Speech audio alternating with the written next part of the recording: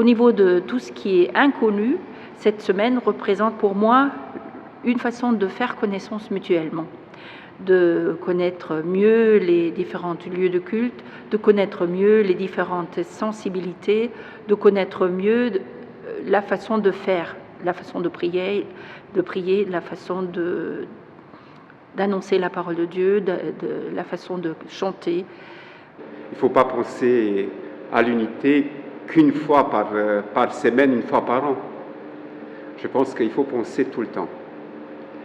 Et dans l'Église orthodoxe, on pense tout le temps à cette unité des chrétiens. À chaque office, on commence chaque office par l'unité pour les chrétiens. En France, je vois que partout, il y a des groupes qui travaillent ensemble entre Église catholique et ménonite. Par contre, ça a encore pas mal de peine à descendre vraiment jusqu'à tous les membres des églises, parce que des préjugés persistent quand même.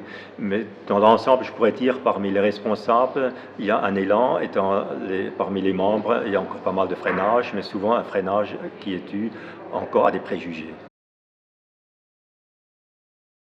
On ne doit pas se déchirer sur l'essentiel. On croit en Christ, vrai Dieu, vrai homme, mort et ressuscité pour nous sauver.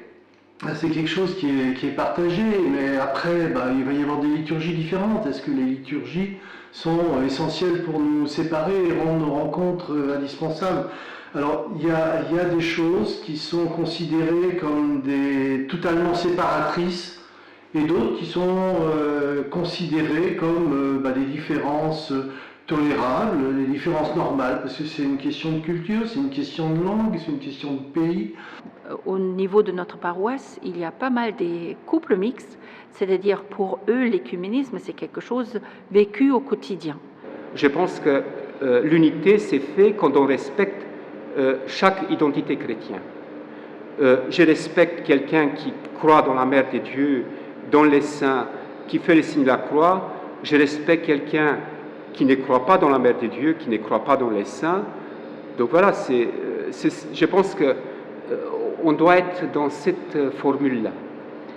Mais je pense qu'un tout premier but, c'est de travailler à la réconciliation. Surtout par exemple avec les ménonites qui sont vieux de 5 siècles. Il y a eu beaucoup d'anathèmes mutuels entre les églises ménonites et catholiques. Et je pense qu'il y avait une démarche très intéressante sur invitation du Vatican qui a commencé en 1998 pour travailler à la réconciliation entre les deux églises. Il y a pas mal des études bibliques écuméniques.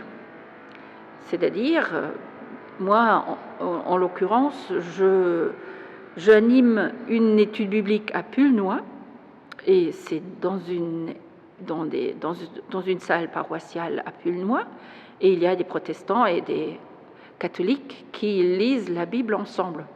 Pareil, ici, dans nos locaux, au temple de protestants, une autre étude biblique écuménique aussi, c'est-à-dire les participants sont pareils comme à Pulnoy, protestants et catholiques.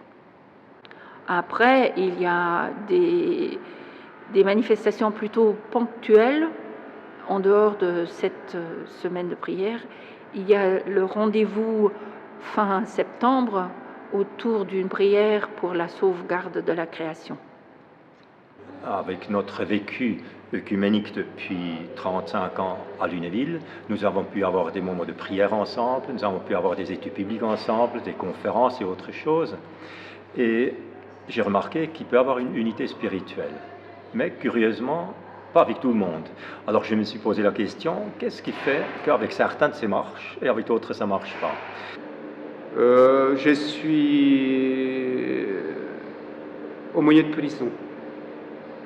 Donc, avec l'aumônier catholique ou l'aumônier protestant, j'ai de très bonnes relations. Donc si y a un souci avec un prisonnier qui est orthodoxe ou catholique, donc on communique entre nous. Donc, voyez, c'est la liturgie du frère, la prière du frère. Donc, quand on voit des situations où on doit s'impliquer,